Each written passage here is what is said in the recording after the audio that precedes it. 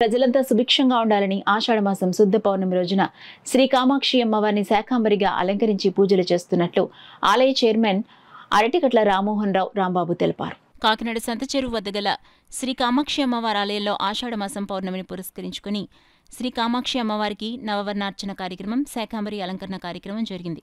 అందులో భాగంగా ఆలయాన్ని కమిటీ సభ్యులు అందంగా వివిధ రకాల కూరగాయలు, ఆకుకూరలు, పండ్లతో అలంకరించారు.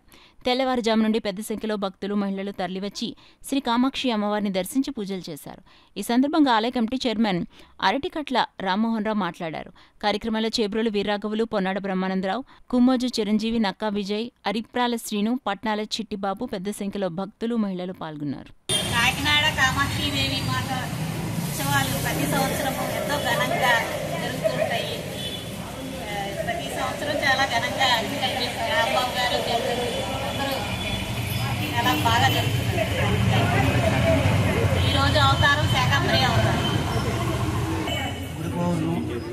చాలా బాగా కాయగూరలు అమ్మవారు ప్రెసిడెంట్ గారు చాలా బాగా అమ్మవారు చాలా బాగా ఇప్పుడు కూడా నవరాత్రులు మొదలు అన్నీ కూడా చాలా బాగా చేస్తారు. శ్రీ కామాక్షి అమ్మవారి వేటమంత్రం ఆలయం నందు ఈరోజు పౌర్ణమి సందర్భంగా కామాక్షి అమ్మవారికి ప్రతి నెల జరుగు నవవర్ణ పూజ, అలాగే మరి ప్రతి సంవత్సరం మనం జరుగు ఈ శాకాంబరి అమ్మవారి అలంకరణలో కామాక్షి అమ్మవారిని ఈరోజు మన భక్తులందరూ సహాయ సహకారంతో అలంకరించడం జరిగింది.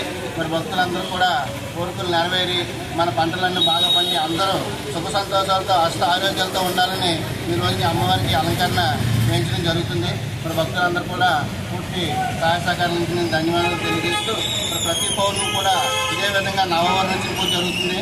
భక్తులందరూ కూడా ఈ పూజలో పాల్గొని అమ్మవారిని ధరించవలసిందిగా కోరుతున్నారు.